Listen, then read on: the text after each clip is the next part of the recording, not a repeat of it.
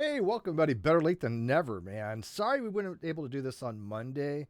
Our producer was suffering from headaches, and we decided to kind of postpone it. So, oh, I got an alarm going off somewhere. Let me fix that real quick. Okay, time to get up. It's 9 o'clock. So we decided to postpone it a little bit. Yeah, sorry we weren't able to. Okay, so as you Good. can tell, as you can tell that I'm producing this because I just had, even though I muted it, I still had a screen open that had the video on it. I don't know, but oh, there's no sound. Yeah, there's no, you're good. He's talking about the intro. Yeah, the intro is Oh, the muted. intro has no sound. Yeah, because as But you can tell, as you can tell that I'm. Wait, is that you? Okay. Yeah. The what? For some reason the intro, the music triggered some content ID matches. Now I don't understand because I think it's free music, but I haven't had time to look into it yet. So I'm just going to be running the intro without um, Without any sound. yeah, with any sound. So anyways, as I said, like our producer wasn't feeling well, so sorry Bull for not feeling well. He has to do some other stuff today. I asked him if he could produce, but he wasn't able to because he's doing a couple other shows. He's a popular guy nowadays, so Yeah, it's because Bull is best boy. he is the best boy. But he just messaged me right now saying that he might be free. I'm like, oh, bad timing, dude. Well, you know what? Oh, Bull could come in. Maybe if he can come in, I'll obviously still producing because well, I've already got it streaming, and I've already got my coffee. So your invisible coffee. oh, oh. Anyways, yeah, I'm having a hell of a day today. It took me about a half hour. Wow, dude, I'm not lying. Okay, check it out. I made a pot of coffee the other day off that Death Wish coffee, which is 50. Yep. I think it's like 54.7 something like this milligrams of caffeine per fluid ounce. Right, so it comes out about 600 milligrams of caffeine per cup of coffee. The average cup of coffee has about 100 to 200 milligrams. Your Mountain Dew has about 54 milligrams, give or take. So it's an exceptional amount. Now, what I have in here I made 4 cups of that stuff, right? So I had 2 cups the other day, plus some other stuff. So I have 2 more cups in here, plus I added some other instant coffee to it because the roast wasn't as dark as I like it to be. So this is strong stuff. So You're jazzing out, man. I'm telling you, People are asking I'm gonna be away for another few where where days. can where can they get the coffee? Well, remember when I went to that thing in Texas and I went to the Atheist Christian Book Club because it Hmm. was I wasn't paid for my time, but they bought me this Death Wish big old package of Death Wish coffee. So I think you have to order it online, but it's like super caffeinated. Let's put it this way: it would take about I looked this up. It would take 83 cups of coffee to kill you of regular coffee because 10 grams of caffeine is considered to be a lethal dose, right? Oh, geez. So if you figure it's 80 is a normal cups, 18 cups of this stuff is a lethal dose. 18 is 10 grams of caffeine. That's so much. That's a Oh my lot of god. caffeine. Now, people have told me that that like one person told me that he had a caffeine overdose. Then he took almost 5 grams because he had caffeine powder. Caffeine powder is usually 1,000, 2,000, 3,000 milligrams. That's a lot of caffeine right off the bat. And for some reason, he thought it was dextrose. I don't know, but it's really hard to die off coffee because you have to drink it over a period of time rather Right. than take it as a powder. But if people that have had caffeine issues, they usually take it as the powder form, which will give you 1,000, 2,000, 3,000, milligrams insta dose, and that would probably screw you up. Yeah. Right. Oh yes. By the way, I will. I am. I have, as you guys know, I have been changing my mods. I am keeping it down to just a bare few people, but I will be giving it to Sweet Heathen. Kind of, can I get to know her, a little bit, fairly well enough to I can probably trust her. You know, actually, I can trust most of my mods, but I just don't want to have a lot of blue wrenches any longer. So I'm just going to keep it down to the very minimum right now. It's just going to be Sweet Heathen, Well, Cheshire, yeah, Res Rhetoric, and Bull what for you're right now. doing, yeah, what you're doing is making an adjustment from before. The mods weren't really there for mod purposes. They were there to indicate who was okay to come into calls and who wasn't. Right, they're And vetted. because somebody decided to take it rogue, we had to cut that down and not do it that way anymore. So Yeah. actually, I need to get Sweet a wrench on my channel also because she's on my channel, so I feel like she should have a right to be able to. Her and Nikki as well. Yeah. So she I forgot to do that last night. yeah, she's part of your actual program, so I think you probably could trust her. Although I watched it the other day before we get into our stream today. I watched your program yesterday, which was it called? That time of the month. I'm a guy. I that don't time remember of those the month. things. And Sweet wasn't feeling well, so she kind of had to bow out. But I legit watched half of it, and I'm so sorry. This is nothing to you guys, but I was so coming down off my caffeine buzz. I legit passed out halfway through. You crashed. I You crashed. I crashed, crashed. and I went back and watched the rest of it. So I did watch it, but as soon as Sweet was like, she kind of turned her thing off, I just kind of dozed off. I was only paying attention for her, you know that. Oh, obviously. No, I was kidding. So, I mean, that's totally okay. Well, the best thing is that the stream is still up, so you can go watch it. yeah, so I should probably put that in the video description one of these days. Yeah, I don't know who the rogue mod was, and I don't really care, to be honest with you. It doesn't really matter. Like I said, I'm changing things around. It's just I don't want to have a sea of blue. So, I mean, I know most of the names in here. So they already vetted through another thing that I have, which is called Google Groups. So when I get the link out, I can send it to them. The big thing for the wrenches is they don't have to worry about slow mode. Oh, I guess I should give it to Nikki, too. Can I give it to Nikki? She's part of the inner sanctum. I got to give it to Nikki, right? She's going to kill me if I don't. I think so.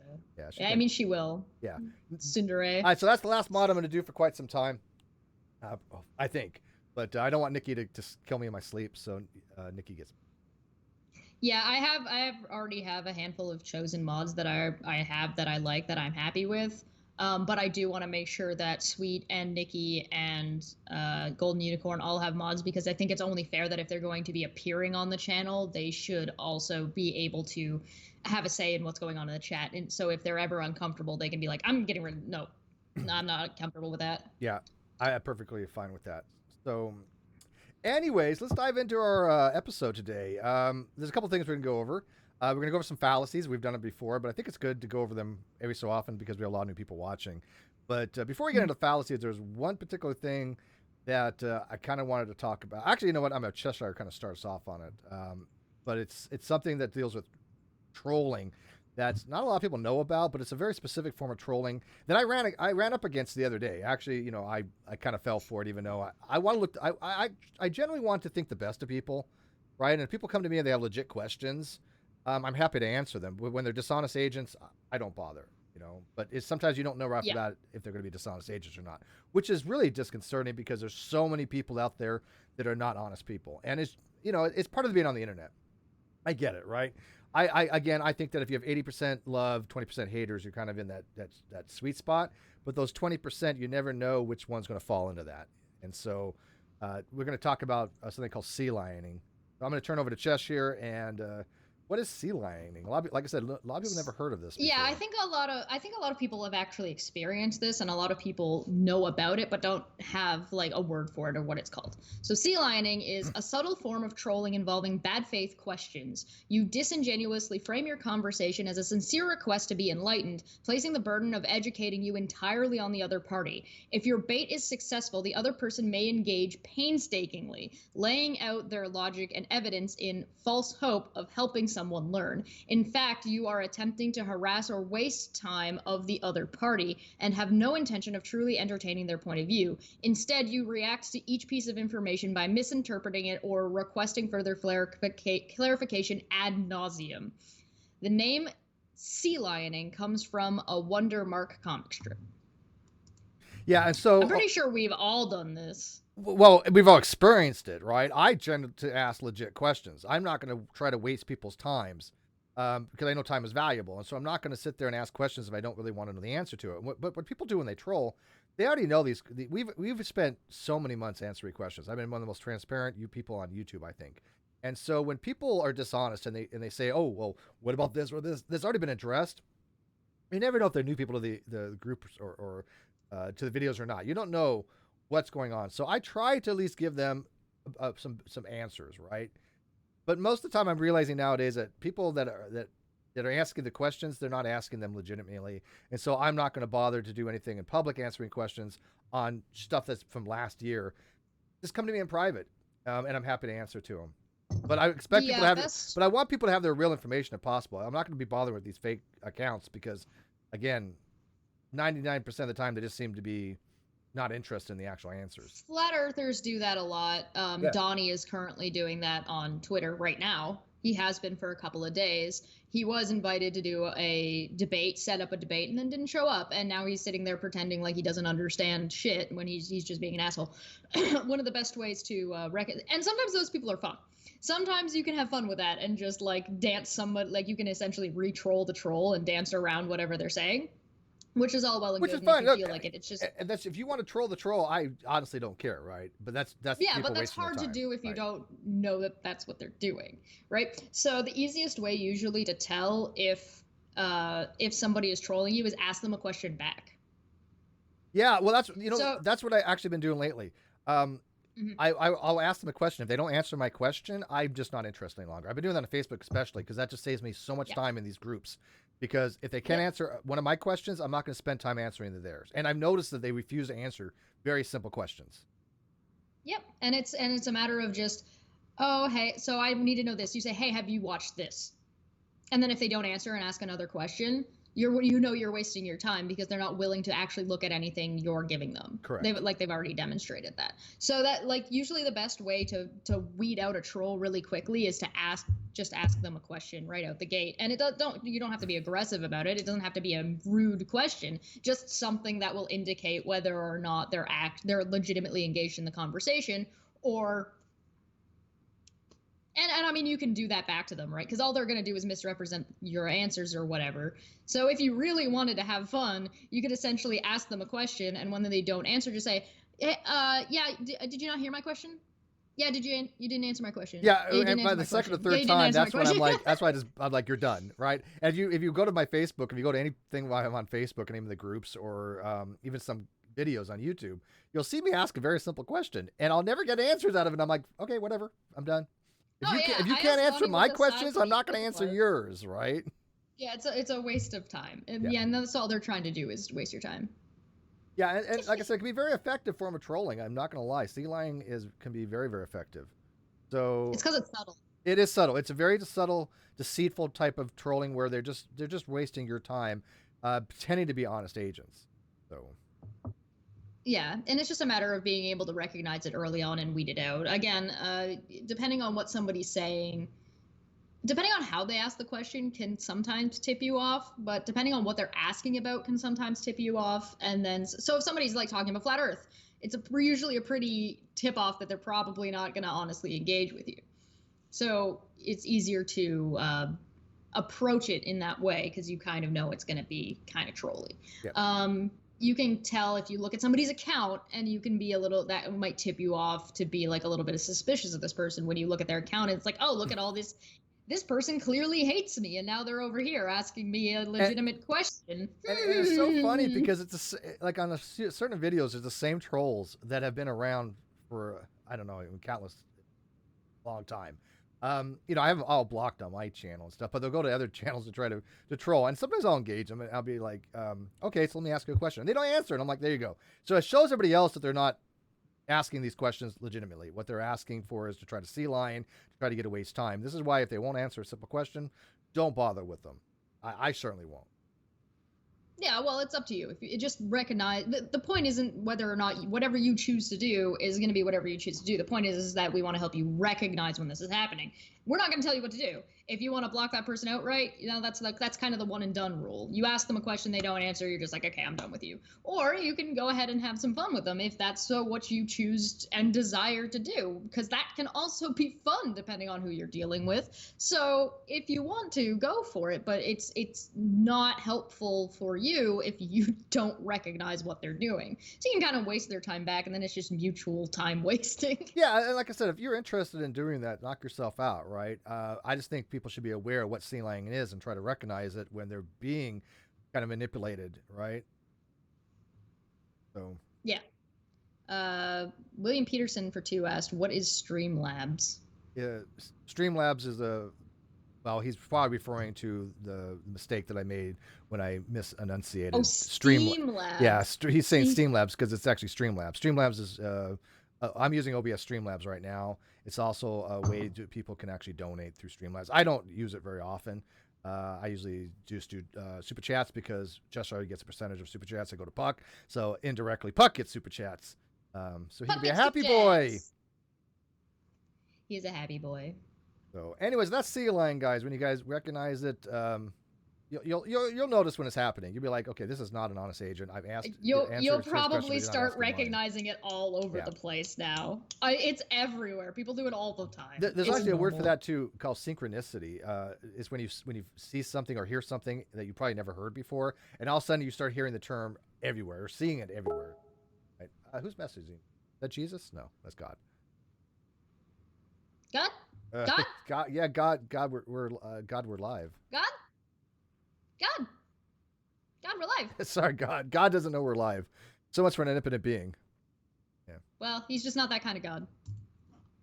All right, so that's sea lining. So we're going to move on a little bit. We're going to get into logical fallacies. Again, these are things we've gone over numerous times, but we have a lot of new people to the community, and I think it's important that people recognize these things because legit the other day on Twitter, I had a guy who I've known for a very long time. He's the head of an atheist community, like a regional director or whatever, some atheist Arkansas, or Missouri, or I don't know what the hell it is. But he was an atheist and he had I counted 5 fallacies in a row that he got wrong. Okay. Oh no. Yeah, I mean, it's like he got 5 fallacies he got wrong, and I tried to explain to him, dude, if you're gonna like be an atheist and represent people, you should at least take a course in illogical fallacies, right? This one course that I actually did take in college was on contemporary rhetoric and informal logical fallacies.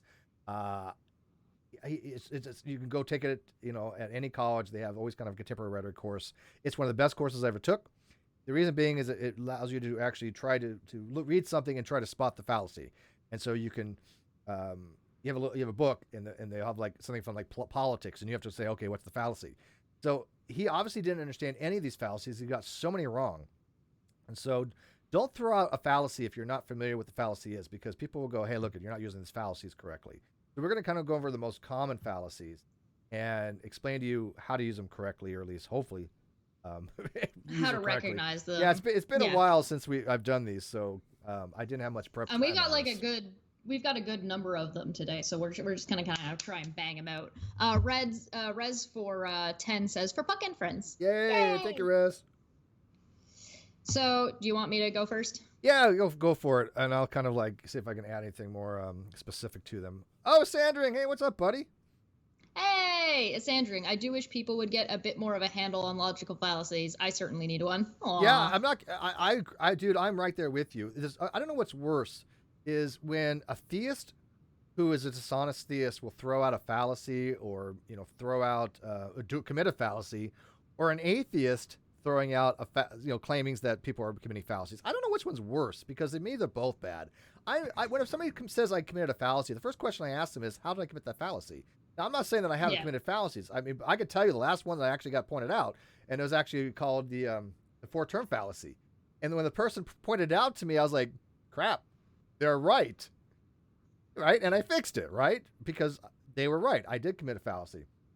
So I recognize when most of the time, if there's a good argument, that we all commit fallacies every so often. It's hard not to. When you have an argument, you're testing your arguments. And so sometimes you might commit a fallacy. Somebody say, hey, you know what? That actually is circular. I did that actually, that was the last one. Circular argument. Ozzy pointed out to me.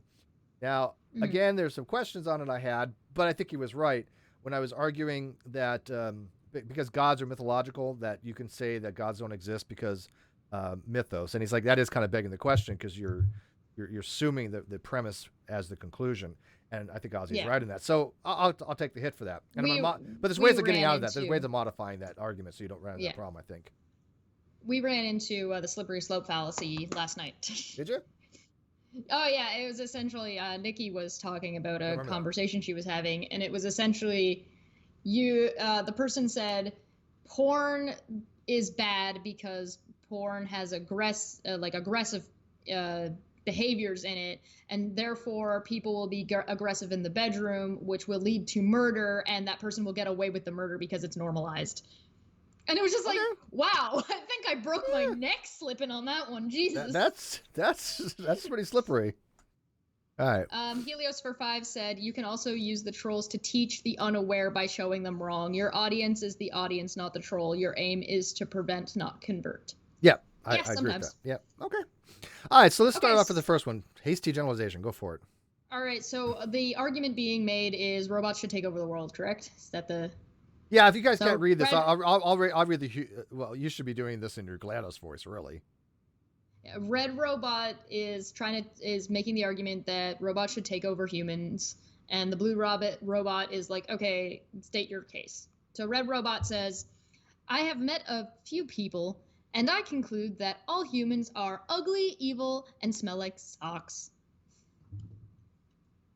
So, do you want me to explain the fallacy? Or do you want to do it?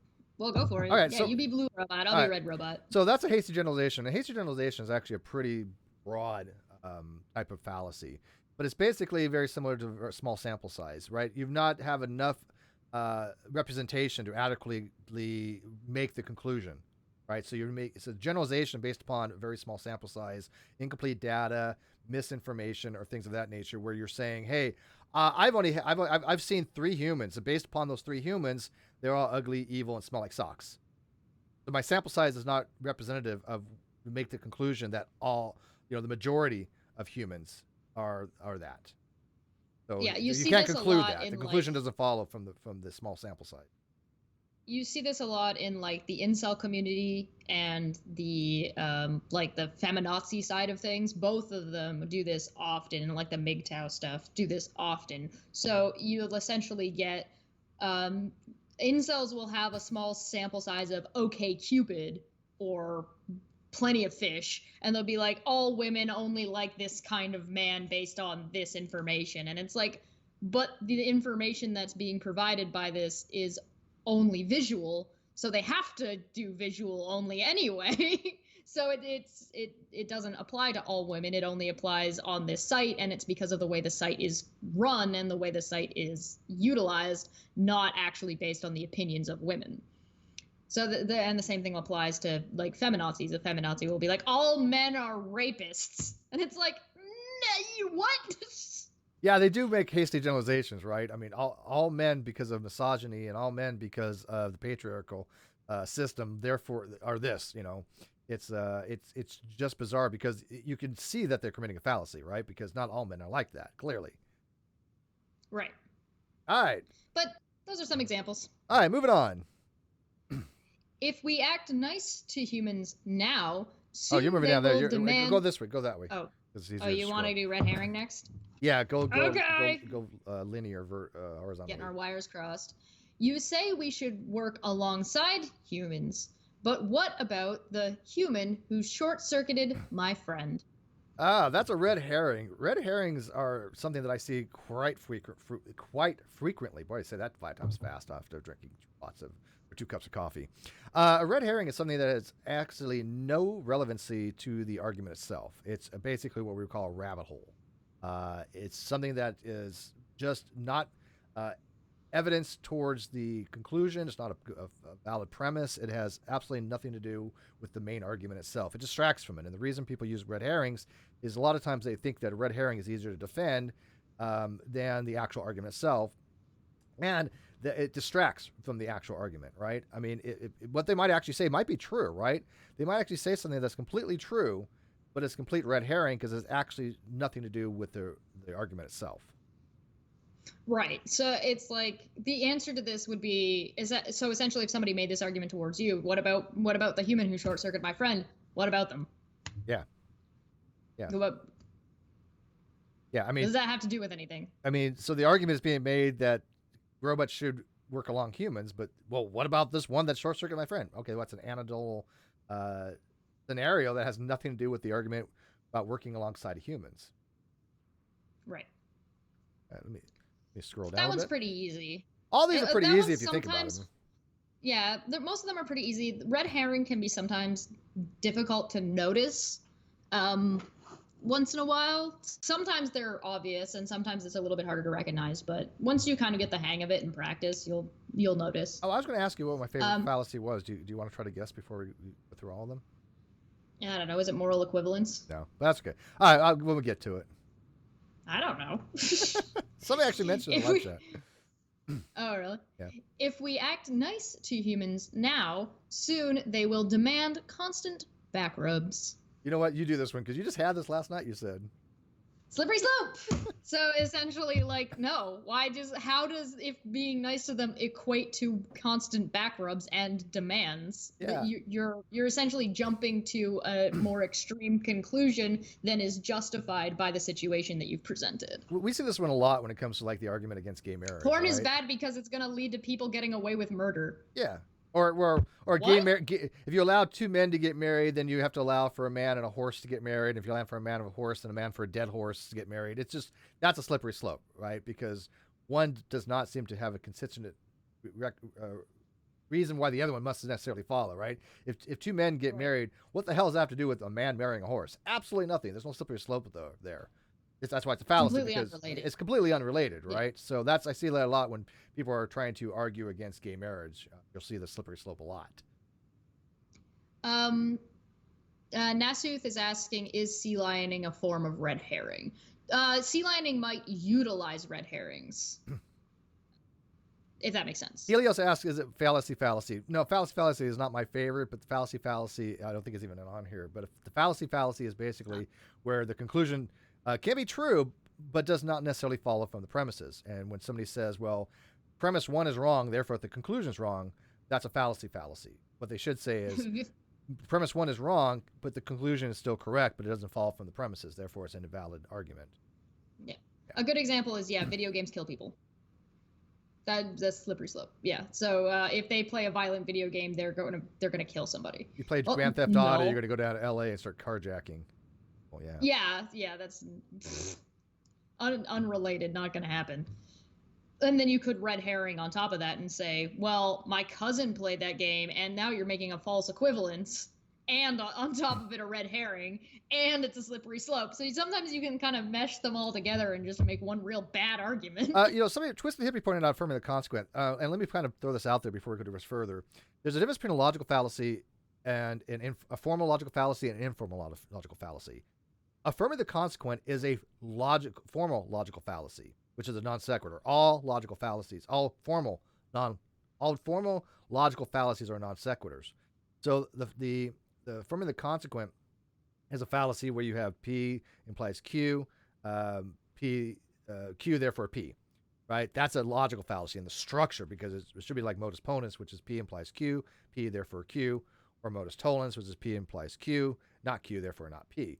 So one is actually a logical fallacy, which is a non sequitur. So these are called informal logical fallacies because they're not based upon the logical structure itself. The difference between a logical fallacy that's formal and informal is the formal deals with the actual logical structure, and the informal are things of this nature where the logical structure might be fine, but there's a problem with the argumentation. Right. So, all right, go ahead. So genetic fallacy? Yep. All humans start out as incompetent babies, so they must grow up to become incompetent adults. Now, this was a little bit interesting because I've seen it written a few different ways for the genetic fallacy. Now, it says here, you cannot judge things based on its origin, which is true. But really more specifically, what the genetic fallacy is saying, hey, here's a source, and let's say like for example, let's say Cheshire is a lying, manipulative troll. She's a goblin, right? But she cites something that actually is correct, right? And you say, well, Cheshire cited this, but it's Cheshire, therefore, it's incorrect. There's something to be said there. Now, you can base it. That's what I do to Keon. I do that to Keon every single time. I'm like, if Keon said it, it's probably wrong. That's actually a fact. That actually is a fact. 100% time, whatever he says, it's going to be clearly wrong. But that's demonstrable. But you make the argument that it might be the case, right? Based upon Cheshire's history of being dishonest, supposedly, right? Then you can say, well, this might be the case. But you see the genetic fallacy a lot when you're citing, for example, somebody might, and I hate to say this, but like, for example, like Answers in Genesis, right? Or Creation Research Institute, right. or CMI. Sometimes they actually get stuff right. So somebody says, oh, this is from Answers in Genesis, therefore it's wrong.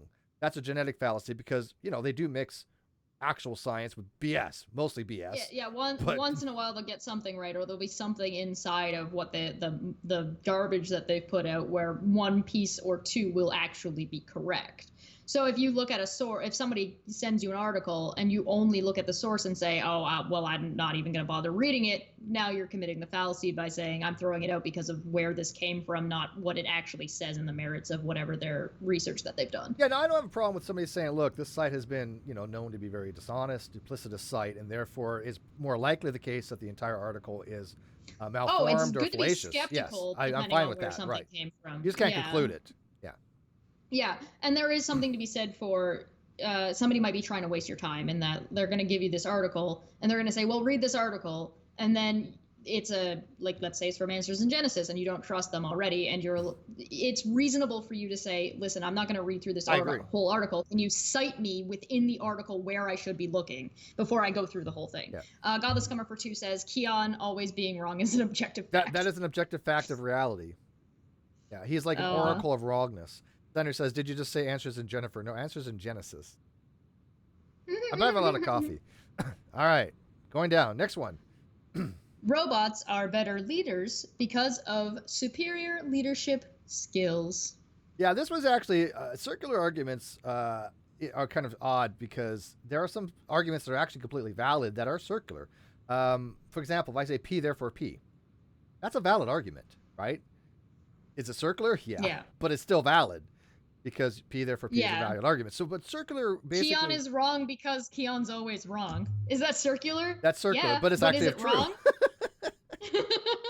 But circular is when you're just basically restating the premise. You're basically saying, Cheshire's a goblin because she's a goblin. You're basically, you're trying to restate it in maybe a different way. I mean, like their example. Let me use the example here. Robots are better leaders because of superior leadership skills. That's circular because you start off with the premise that robots are better leaders. And how do you support that? Because they're saying they have superior leadership skills. That's the same argument. So a circular argument is basically something that basically tries to prove itself by using itself. We talk about that a lot with induction. See this a lot with the Bible. We talk about it with the Bible. The Bible is true because God is real because the Bible says the Bible is true, but the Bible is true because God says the Bible is true. Yeah, that's a circular argument. I see a lot of circularity when it comes to like Hume's problem of induction. We talked about that frequently. When people say, we can justify the use of induction by saying, the future will be similar to the past. That's circular. This is why you can't justify induction. This is why it's properly basic belief or what we call faith-based commitment. But that's what I see it most often in the atheist community. They actually do a circular argument because they're technically begging the question, which is a form of circular argument, which we'll get into. I got a message. Go ahead. Let's get to the next one. I just made. Next one is, where is your robot pride? Ad populum. Essentially, it is that... Good. What? I'm just having a heck of a time here. There you go. Panic! I got it. Where's your robot pride? Ad populum. You are appealing to my emotional circuits instead of presenting facts. Yeah, ad populum is generally speaking when you say it is the case that the majority of the population agree with something, then it must be the case. Very specifically, it's more along the lines of, let's say I said, hey, Justin Bieber is a great singer because he sold 1 million albums. Well, that doesn't necessarily make him a great singer, right? It just means that he sold 1 million albums. Popular. You might say he's popular. It doesn't mean he's actually a good singer. This is one of the fallacies that people get an awful lot. Now, I don't remember the 5 fallacies that I told you earlier that the person got wrong, but I do remember this was definitely one of them. When you cite a group of experts, when you cite, like, for example, we say like 99.7% of all biological scientists accept evolutionary theory, that is not argumenting ad populum. Creationists often try to pull that nonsense. They're not populists. They're not the population. They're experts. That doesn't fall into the purview of this particular fallacy, right? This is a popularity fallacy based upon the general masses, not experts. Huge that's why you get there. Yeah, the difference is when let's say an agnostic or an atheist makes the argument that says, well, look, and let's say a Christian says, well, look at all of the people who follow this, they can't all be wrong, or look at all the people who have had this experience, they can't be wrong. Well, that is the ad populum fallacy because you're appealing to a mass of people who happen to agree with each other, but none of them are experts. None of them have had this stuff properly tested. None of them have actually been able to demonstrate whatever claim that those people are all making. So if they can't demonstrate that claim, then you're running into a different problem. The reason it's not ad populum with biology is, one, yeah, because they're experts. Two, they're not a population. And three, they have papers backing up what they're saying. It's not just a fallacious claim. Ilya Moon for Ted said, "Hi, loves." Hi. Hi. Moon. Exactly. Yeah, I couldn't have said it better myself. That's perfect. That's the ad populum fallacy. People tend to think that anytime you give a citation is ad populum. It's not. So please stop saying that. But you're right. I see a lot of theists use it as well. Well, billions of people believe in God, therefore, they can't, all be wrong. Well, yeah, they actually can. I mean, that's not how statistics work. Yeah, they can't all be wrong. So you can't say that God exists merely because a lot of people in the population think that God exists. That's not an argument. That is ad populum. Yeah. All right, moving on. So next one. Why do you hate robots so much? This is like the most common fallacy of all time. I don't think we can go a day without seeing this, right? Yeah. A straw man, very simple, is somebody trying to attack an argument that you're not making. That's it. That's it. You're not making that argument. They're taking your argument, they're twisting it, and trying to say it's some type of other argument. And I just saw this happen the other day. A false attributing a false attribution of straw man was actually like my friend Scott Clifton, right? Theological bullshit. Somebody had actually said he was straw manning him, and I was in the Twitter thing going, dude, Scott's not actually straw manning you because that was your argument. He's just giving you some expository on it, giving you some opinion, but he's not straw manning you. So people not only will straw man people, but they'll also throw this fallacy out as a catch-all, like a default. Oh, I don't know how to attack your argument. I'm just going to say you're straw manning me, right? I noticed that people people who realize that their argument is falling apart as soon as somebody tries to clarify something will jump to straw manning. So if you make an argument and I say, okay, I'm trying to understand your argument, can you clarify this part of it? And they say you're straw manning. No, I'm asking you a question. I'm asking you a question to clarify what you're saying. I'm not straw manning you. I'm actually trying to steel man you, which is the opposite. Which I love to do. I think steel manning is the best, right? Steel manning is when you look at the argument in the most favorable conditions, right? Because if you can refute that argument in the most favorable conditions, you pretty well you can say that you've what's the correct term? You defeated the argument, I guess to say. So. Straw man, I'm probably one of the most straw man people on the planet. I mean, every day when I'm talking about philosophy, people straw man me. My arguments when it comes to like burden of proof and when it comes to like Gnosticism and atheism, man, people that don't know these arguments, they straw man the living shit out of them. And then when you ask them, but you know, it goes back to the whole kind of sea lion thing, Chesh. When the first question I asked somebody, and I recommend it to everybody, is, can you articulate my argument back to me? And every single time they cannot. You'll catch me. I did that on the Elusive Man live stream, that 5-hour one. I said, what did I just say? And they couldn't. What is my argument? What did I just say? They couldn't tell you your argument. Nope, couldn't tell me my argument. Couldn't tell me what I said at all. He wasn't listening. and that's one of the first things I do anymore. If people say, like, for example, oh look, Steve doesn't know philosophy, or Steve doesn't know his arguments, have good arguments on atheism or whatever. The first question I ask him is, what is my argument? Because even when they try, they get it really wrong. But most of the time, they don't even bother to answer. They're like, oh, you're just wrong by fiat.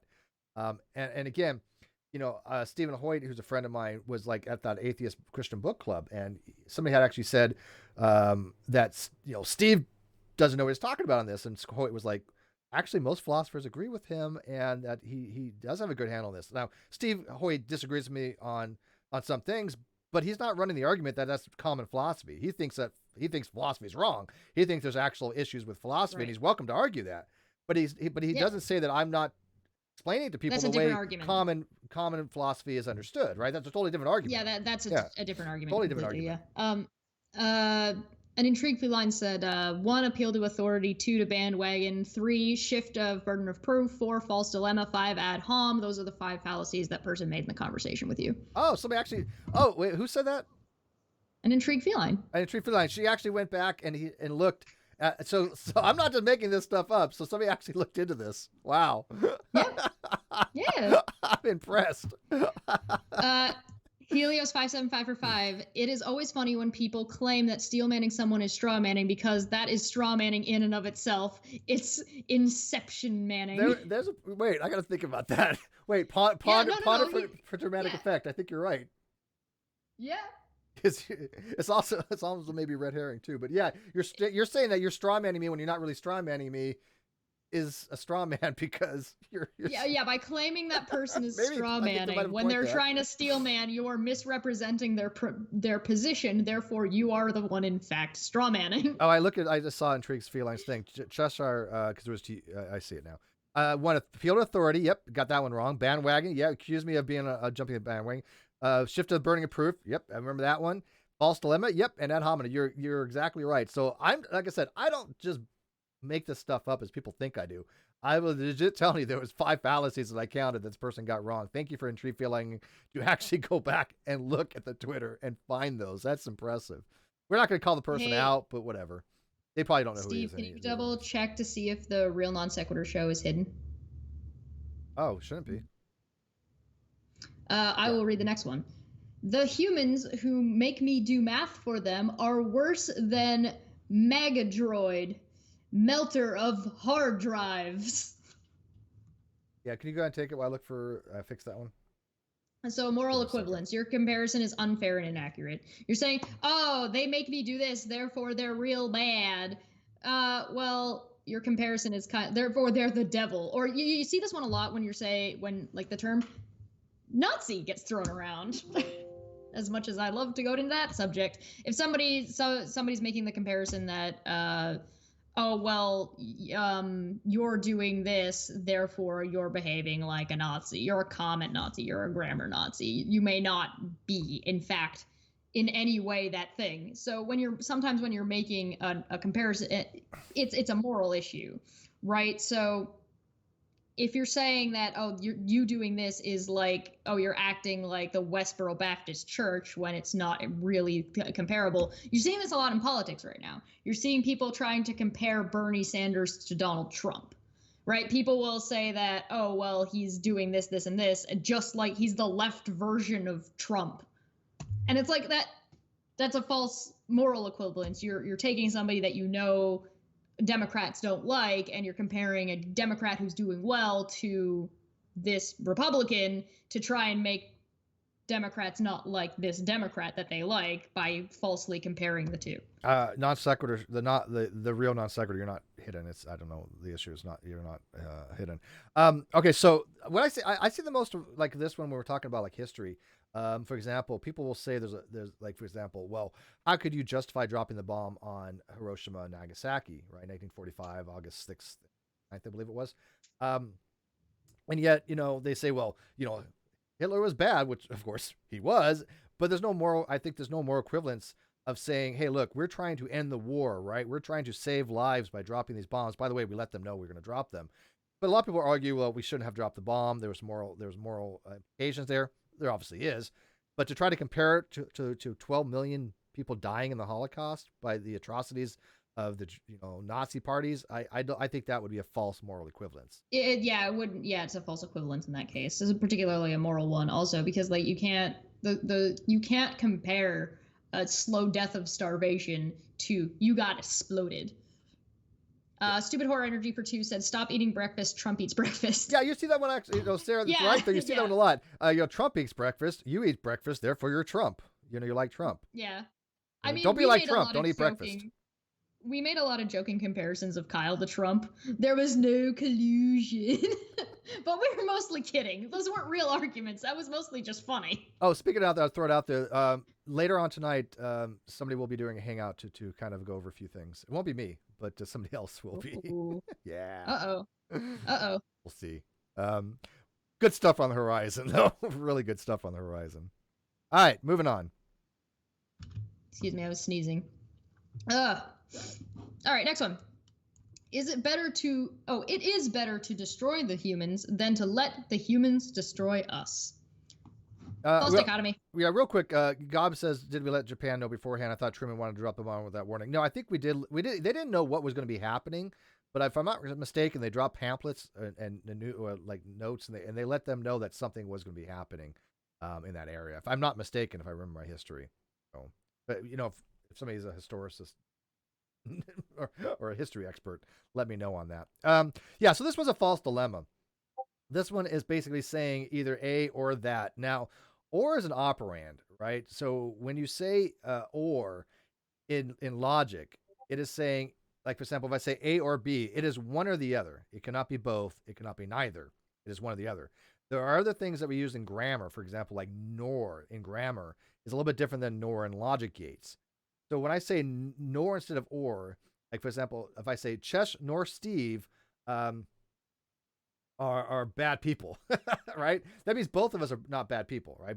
I'm including her and her, but or would be Steve or Jessica or Steve are not bad people. It means one of us actually is a bad person. It's her, right? So or is actually a false dichotomy because when you're giving a choice between two things, when there are other things available, that would be a false dichotomy or either or. Now, I need to point this out because somebody way back when made a big hoopla about this, even though they were wrong, I think. This is if you only have two possibilities. Doesn't mean there's ontologically not more possibilities. But for example, if I say, Cheshire, I want you to come over for dinner tonight, and you know what? You have a choice between fish or chicken. That's not a false dichotomy. That's not a false either or, because I'm only giving you two options. Even though there's ontologically, I can give you beef or quail or pheasant or whatever, but I'm only giving you two options to choose from. Those are your options. So that's not a false equivalency, even though there are more possible outcomes. I'm giving in the scope of what you're available for dinner. I am only making chicken what's realistic or fish.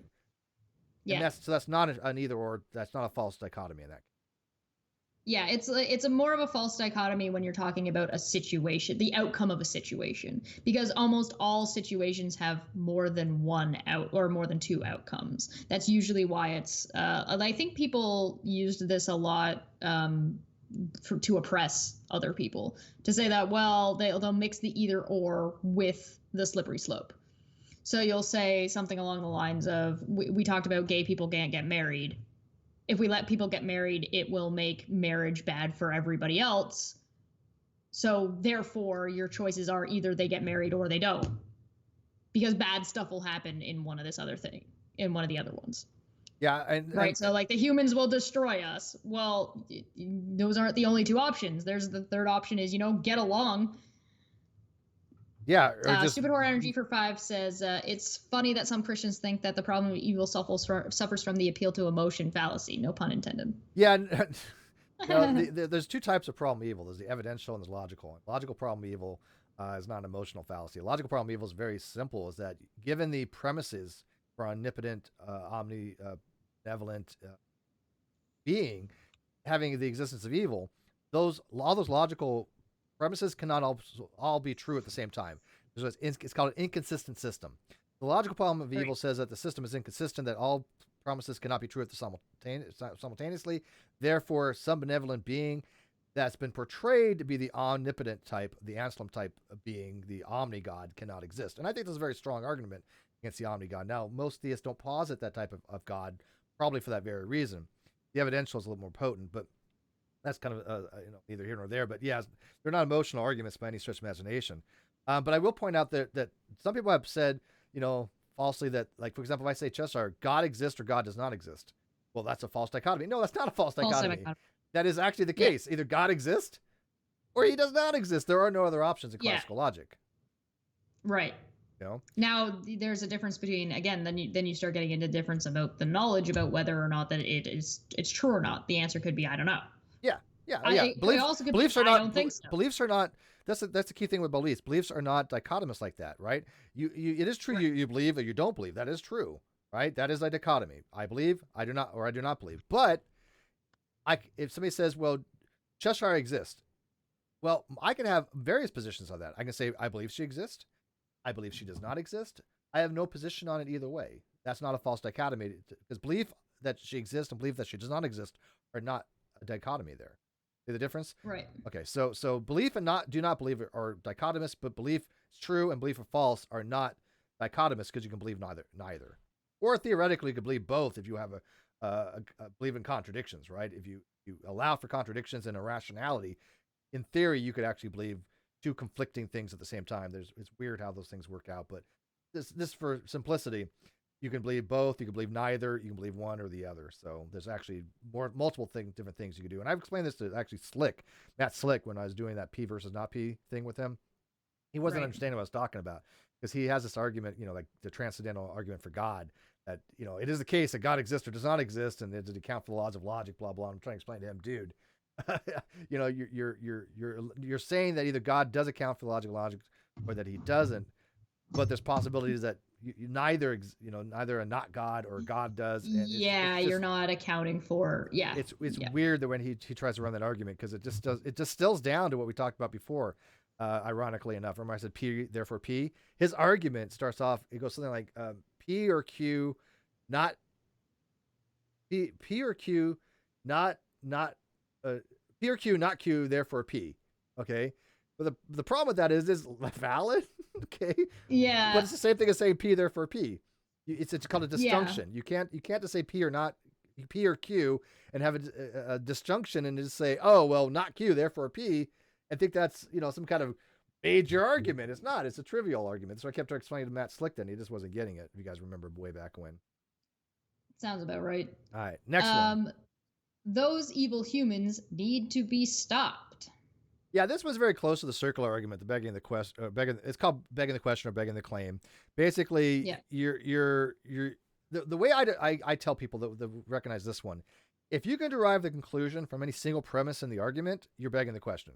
So let's say you've got, two premises and a conclusion. If one of the premises you can draw inference from to formulate the conclusion, you're begging the question, because you're using a premise to prove your conclusion from a single one. You're not actually having an argument, so you're not providing any kind of actual conclusion based on any kind of logical form. You're begging the question. Again, this goes back to the whole thing with the induction. How do you justify the use of induction? Well, I see that yesterday induction worked, therefore I can infer that induction works tomorrow. But how are you getting to use that? What methodological approach are you using? Well, I'm using induction.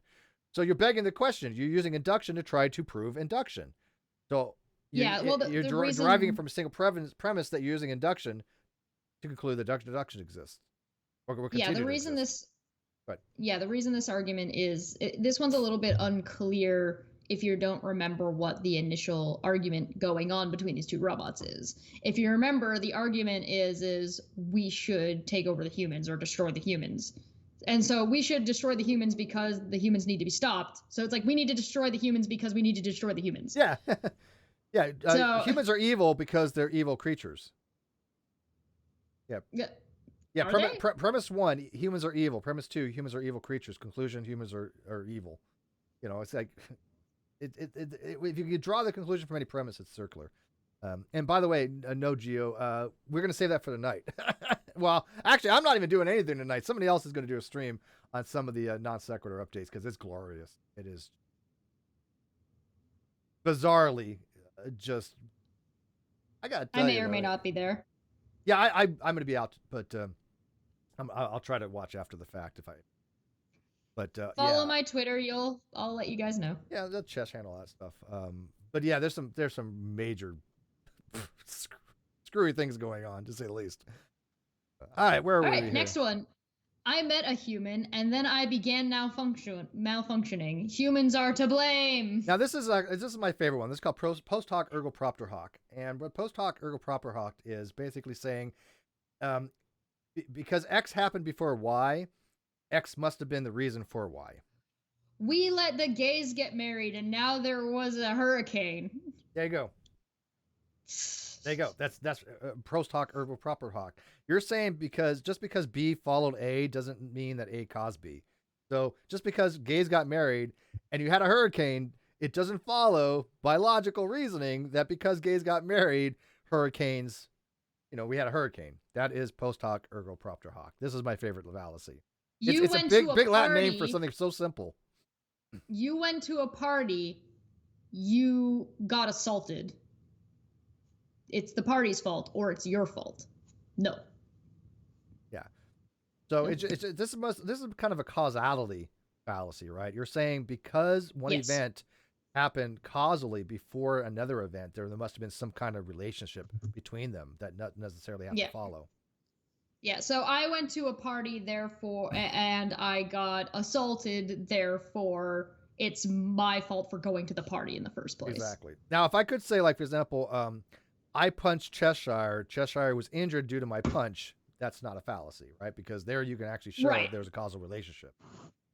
Right. But if you Why are you being so violent to Cheshire? If you punched a teddy bear and then I hurt myself later, and then I had a bruise later, you punching that teddy bear is not related to my bruise. Correct. It was a voodoo teddy bear. All right. Last but not least. Boy, this one's so mistaken. I conclude you should not be debating while you are malfunctioning. Ad hominem, that is attacking me and not my arguments. Yeah. Nope. This is a conclusion based upon something that's personal relating to somebody. Now, let me make it very clear, because people get this wrong all the time. Insults, invectives, and pejoratives are not ad hominem.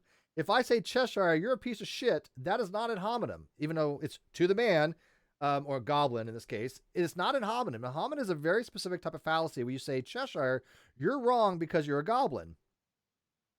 Yeah. That's ad hominem. You might be able to make the argument that an insult is a red herring. Yeah, or poisoning the well, which is not on here. Yeah. That's fine too. You can make that argument, but you cannot say that I've committed ad hominem by insulting somebody. Now, if I say, Cheshire, you're wrong, and I list all these reasons why you're wrong, and you're an idiot, that's not ad hominem either, because you've given reasons why the argument is wrong. So I see this one probably the most confused, because people, for some reason, because it's to the man, think that if you insult somebody and you're attacking them, and rather than the argument, that's ad hominem. But it's not. It's when you try to defeat the argument. In this case, I conclude as a defeater to the argument because of something personal to the Cheshire. I conclude you're wrong, Cheshire, because you're a goblin. That's ad hominem. Do people see the difference? Yeah. So something along the lines of, let's see, if somebody accusing somebody of committing a fallacy when they haven't done it could be considered an ad hominem. You're not attacking whatever argument they made because you're too busy claiming it's a fallacy. I don't know if that's about them. I'd have to think about that. It depends on how you phrase the argument. If I said right, this, so let me see. Let me run by. If I said, Chesh, you're wrong because you commit a lot of fallacies, that would be ad hominem. Yeah, that would be ad hominem. And if I said that you're committing a fallacy, now I'm detracting from the argument because you haven't explained why. Like, what fallacy in that case? So Steve runs into this a lot, where people say he's committed a fallacy, and he's like, where? Because they're not saying you're committing a fallacy to continue the conversation. They're saying they're using that as an excuse to not address the argument, and they're using that to attack you for using fallacies. So it's a complex ad hominem, but it is an ad hominem at the end of the day, because they're trying to discredit you and your argument at the same time. Yeah, and these are, by the way, so these it's closer to a red herring. These are just like a dozen. I have what's called the Big Book of Fallacies. I found a long time ago with 500 fallacies. Now most of them are kind of redundant. They're basically some fallacies have multiple different names to them, right? And by the way, it's really difficult to memorize them all. So don't even try. But at least get familiar with the basic ones. There's so many. Yeah, many. And you know, I'm not an expert in fallacies. Like I said, I took a college course in it, and I talk about fallacies. I'm not an expert in it. But I think these kind of give a basic foundation for people when they do see these things happening. They point them out, because we see these fallacies all the time, and we see people misusing these fallacies so frequently. And again, I'm happy when somebody points out I committed a fallacy and they're right about it, right? If somebody says, Steve, that's fallacious, let me explain to you why. That now makes me have to reformulate my argument to get around that, which makes it a better argument. That's why the arguments that I have now that I put on my blog, they've been vetted, and people have been trying to pierce them and defeat them and find defeaters for them, because, you know, maybe a few of them, when I first, you know, gave them, somebody said, hey, you know what, maybe word it this way because of this. And that's how you have better arguments. Because I asked Hoyt one argument. I said, dude, tear this apart. Do it your best. Yeah. And he got really myopic, but he's really like, I can't find a defeater for it. You're not wrong. You know, his was really more technical points that have no relevancy relating to some of the more nuanced things of the argument, but it didn't defeat the argument. So yeah. And bringing up those nuanced things aren't necessarily a fallacy either, no, because they're fine. Yeah. you're working on trying to figure something out, and that's why how you word things can sometimes depend. That can make the difference in whether something is an actual argument and whether it's a fallacy. Sometimes what you're saying isn't necessarily incorrect, and it's not necessarily a fallacy in what you're trying to say, but what you are saying is. Yeah, right? and it's the lack of principle of charity too. Yeah, Twisted Hippie makes a point. You're a Steve viewer. You're obviously wrong. Yeah, no, but it's true though. You're a sycophant, therefore whatever you're saying is invalid. I see that quite frequently. You watch Steve, therefore you must be a Steve sycophant. You must be a troll. You must be a. I've had people say that in my live chat was full of Nazis. I'm sorry, but I detest Nazis. My mom's Jewish. I'm Jewish by heritage. Not a fan, right? And yet people like throw these pejoratives out there to try to stigmatize people for character assassination. You watch Steve, therefore must be this. And by the way, I get it when I watch other channels. Oh, you like this person, therefore you must be this. I like Undoomed. Oh, you must hate women. Well, no, I just hate Riley. I specified afterwards. Calm down. Step it back and rewatch it. We went very specific about that. Yeah. But what I see the most often is on various groups. For example, I pointed this out the other day. It was like the Atheist Experience discussion group, which, by the way, I'm back in. But I'll put an argument out, and almost immediately people are like, "Oh, it's Steve. Screw you, Steve. Oh, blah blah blah." And they'll just have all these invectives, and I'm like, "This is not discussion. This is just an attack against me." And in most groups, most moderators should step in and go, "Look, if you're going to attack the argument. Don't attack the person." I try to minimize that as much as possible as well in the Great Debate community on Facebook. But a lot of these other groups, they seem to have a special rule for me. Oh, you can go after Steve and call him anything you want rather than go after these arguments. And it's not just the atheist discussion group. There's other groups out there that do that as well. Atheist versus Theist and all these groups that I am for Facebook. Whenever I put a post out, a lot of people don't even address it because they don't know the argument. Did you guys catch that I actually threw in I said, calm down. That's not addressing the argument. That's saying that somebody is actually emotional when I have no way of actually demonstrating that is the case. And there's nothing in that actually said that they were actually being emotional. So let me ask the audience. I was being facetious, but people can use that. People can say, oh, well, you're just being emotional about this and try and brush you off. Tree Feel I can ask, may I also point to another widely used fallacy in the conversations we usually have, the cherry picking fallacy? Sure. Yeah. Cherry picking is when you selectively pick data to help your argument, even though it may be taken well out of context and to the exclusion of actual data or information that runs contrary to what you're trying to establish for an argument. We see this a lot in our community.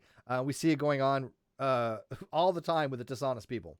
They love to cherry pick and love to take things out of context because that's all they have. They have to look for any kind of myopic thing to try to take out of context.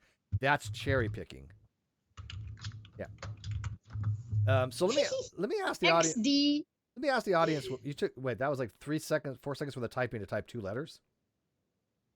That was weird. Doxing. She's doxing people.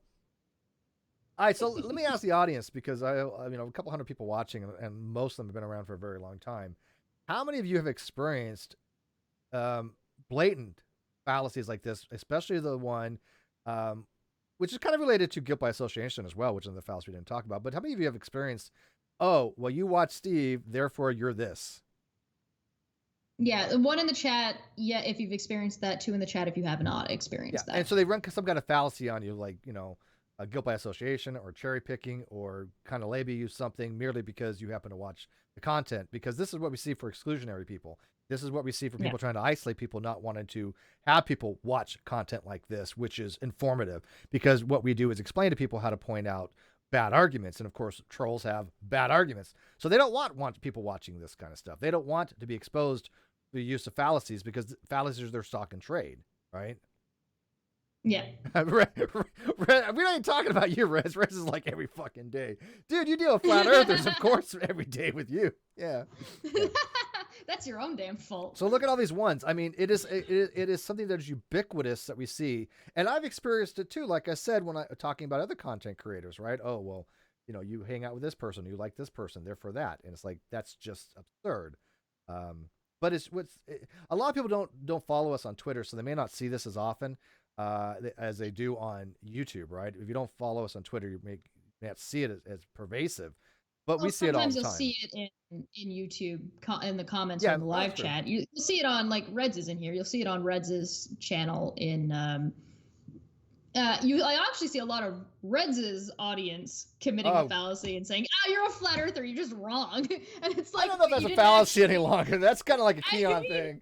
You're just wrong by fiat if you're a flat earther. I don't know. Technically, yeah, but they're saying they're wrong without actually addressing. I know whatever that is a fallacy, saying. but it's still. They're technically committing a fallacy. Yes. Now, are they justified?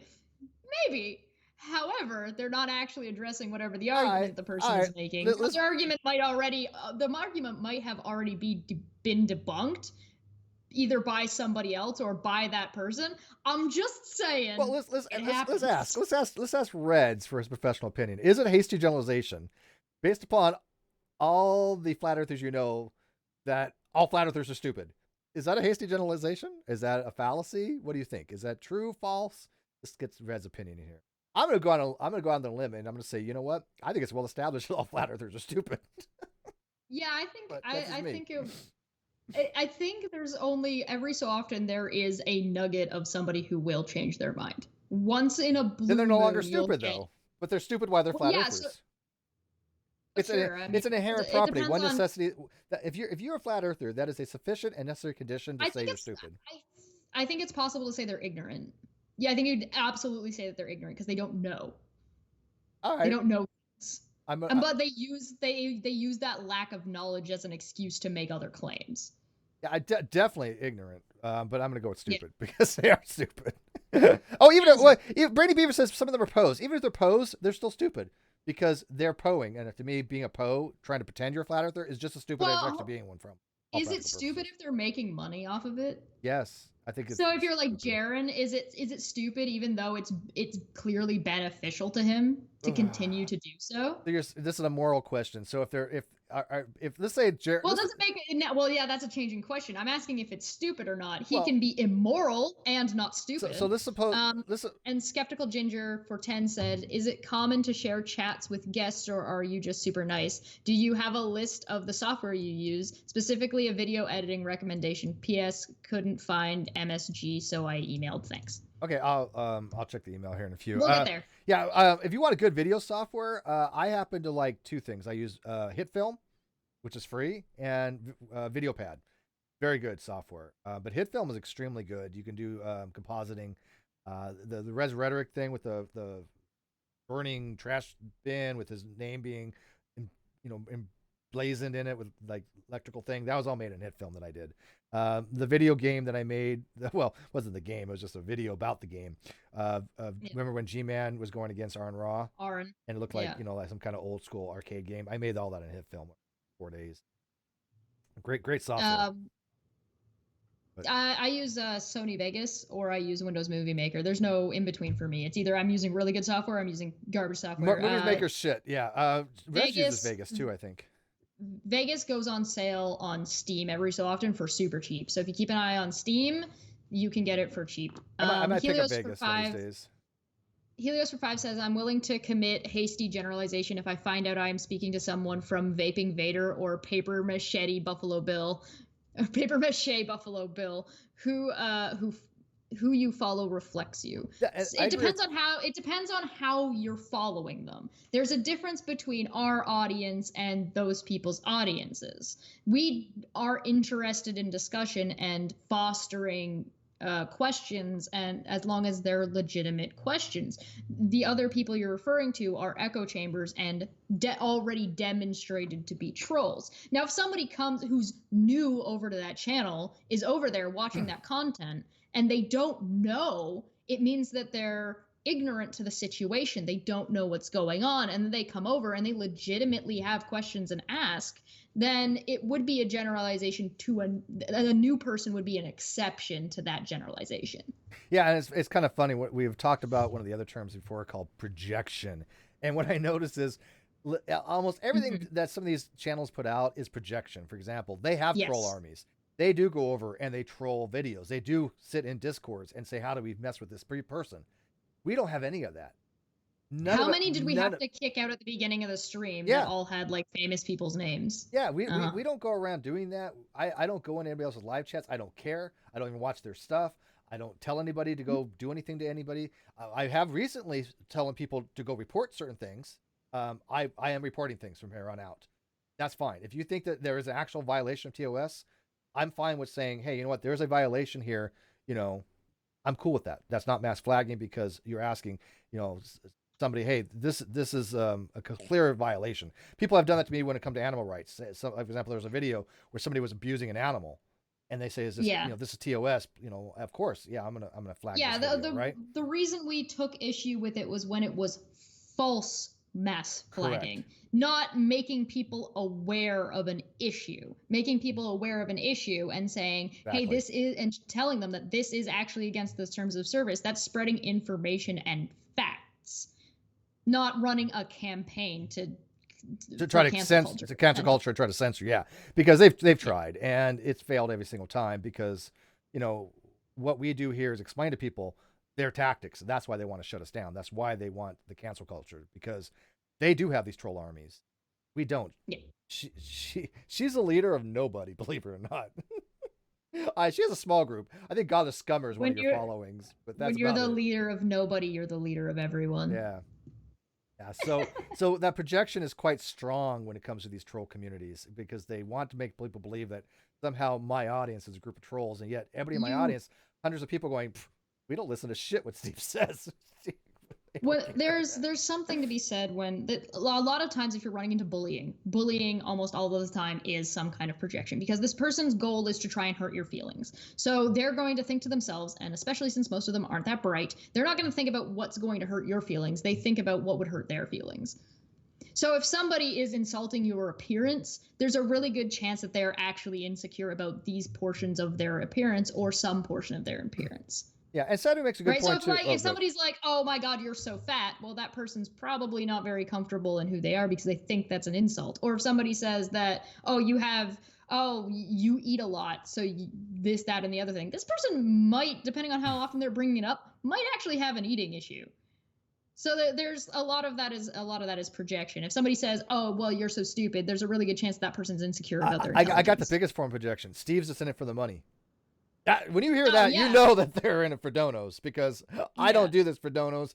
Yes, they support me, but I tell you what, I could have been a lot bigger had I sucked major ass of people rather than call them out and criticize them when I think they made mistakes. But if I would have been a suck up and a sellout and had certain bigger YouTubers that I think are fundamentally wrong in philosophy, had I kissed ass to them, then I probably would have made a lot more money. So that I isn't think obviously my there's agenda. I've noticed that nobody's actually made that argument against Kyle. I haven't seen anybody going around making the argument, particularly people who call out others that like that, oh well, they just want it for donations, or oh, they're this Christian guy just wants to get a plane for himself. None of those people are coming around making any kind of argument and questioning, oh well, was Kyle always just in this for the money? You know what? I'm going to go on a limb and say I probably haven't not. seen it. But I again, knowing him better than probably anybody else because I spent the most time with him, it wasn't about the money; it was about his ego. Oh, sure, yeah. Yeah, Yeah, I think I'm the just ego I'm was just bigger saying than that the money. people that you would expect would probably question something like that. I'm not saying whether or not they'd be right. I'm saying not making the claim that he was, just asking that question to be like, well, why or why not, and maybe Yeah. having that discussion. But Sonny makes a good point. He says, I watch a lot of anti gun channels specifically to see what arguments they're using and the issues they're talking about. I still think they're wrong. And yeah, watch what the hell you Yeah. want, right? I mean, I'm not saying don't watch these troll channels. You know, if you want to, knock yourself out. But the people are now recognizing that they are troll channels. They are lying to people. They are manipulating people. And at some point, why bother? This is why I tell even some of the people that I know that I'm pretty close to. that I want guess to go watch it, somebody go did ahead. it. But why bother? I don't watch any of their crap. I guess somebody did actually use Kyle as an example for bringing in it for the money on modern day debates. I didn't see that. That's awesome. That's funny. But I do think that certain people use like atheism and um, other protected classes, like being gay or something like that, to their advantage to try to manipulate the YouTube metrics and manipulate people to say, oh well, because I'm in this specific class, therefore I'm trying to get views out of it, and I don't play any of that. Or people will commit the fallacy and say you can't say anything about someone because they're gay, or you make an argument against somebody and say, well, you're just against them because they're gay. Well, that's a fallacy because that had nothing to do with my argument. Well, you're just a woman though, so what do you know? Yeah, exactly. I had somebody come around and say, "How dare you go at a black woman?" And I was like, one, I don't know who you're talking about, and two, what does them being black have to do with anything? That's pretty racist. I was going to say that is in itself a racist comment, right? When you say, "Well, how dare you go after black?" Well, why is there? I don't understand that. It's like. Like Sweet Heathen's black. If I think she's wrong on something, I'll tell her she's wrong. Now I don't know what she's been wrong about yet, but if it comes up, I'm going to tell her you're wrong. It'd be racist as shit for me to say, well, I can't tell you that you're wrong because you're black. It's like, no, that's racist. That's racist. It's the same. It applies to women as well. Or unless she would stop talking to me. Yeah, she would stop talking to me, and I don't want that. Right. So they're like, if somebody says that, oh, well, you're just criticizing them, but you don't like them because they're trans, when my argument was, what you're saying doesn't make any sense. I don't understand what you're saying. Can you elaborate? Well, you're just questioning. You can't question them because they're trans, or you're only questioning them because they're trans. Well, no, that has nothing to do with it. The same thing applies for if you're black. Same thing applies. Hell, the same thing applies if you're white. People are running around saying white people can't experience racism. It's like, what?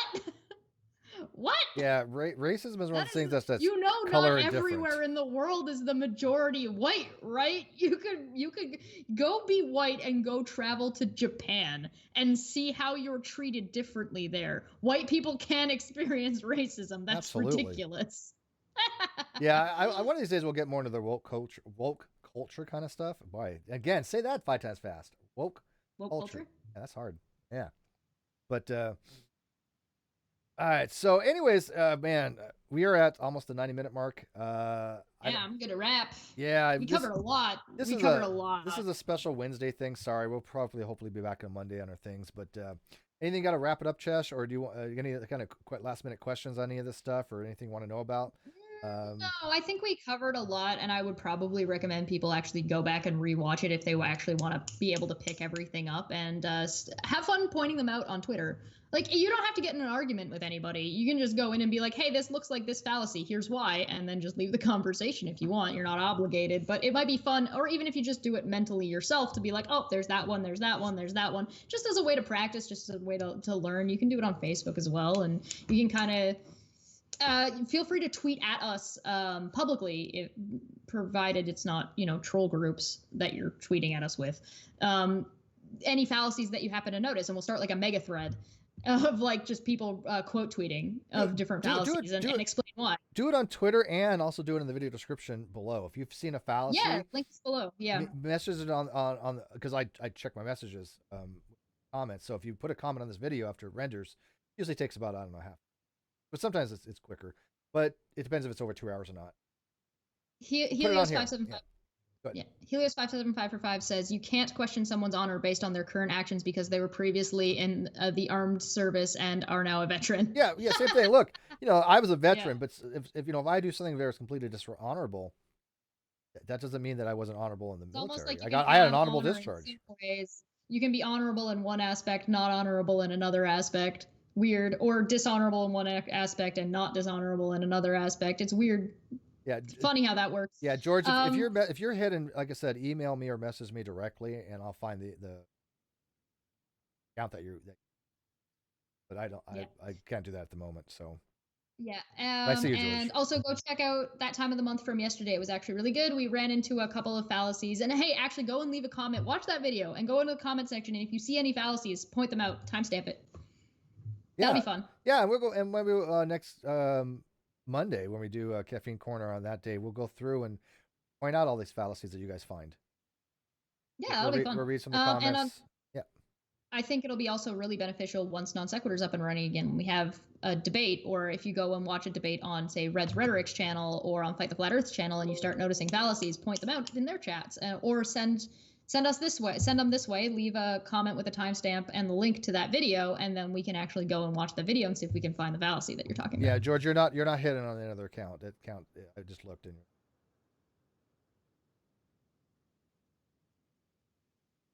No, we can But I see, think we can that's see you, everything. Wells. Go- We can see you. Okay. Go check out the video from yesterday. Is Twitter still okay for DM me? Yes, you can DM me on Twitter if you're following me. Again, I have my private account privated because of things happening to my friends. That's probably going to be staying for a while. But if you are following me on Twitter, or somebody who's not a troll, yes, you can DM me. All right. So with that, guys, we're going to wrap it up. Go check out the stuff on my channel. Oh yeah, check out her video last night, especially. She had on Serrated Kiss, Sweet Heathen, and Golden Unicorn. And it was on gaslighting and some other stuff on her channel. Well worth the watch. All right. Good night. Oh, don't forget tonight. Pay attention. Somebody else going to be, like I said, somewhere is going to be talking about updates on the non sequitur show. It's not going to be me. I have to other things, but let me tell you, there's some major fallacies and well, can I just say it? Gameplay going on, gamesmanship going on. It would not end well for certain people. Not well. Somebody thinks we've had a pigeon flying around thinking they're playing checkers on a chessboard. I'm pretty sure what the quote I used like back in the summertime was, "This person thinks that they're playing checkers on a snakes and ladders board." Yeah, it's just bizarre. Godless Scummer for 5 said, "How much woke can a woke culture get if a woke culture can get woke?" Pretty damn woke. Go woke, get broke, come a joke. Night. Bye, guys.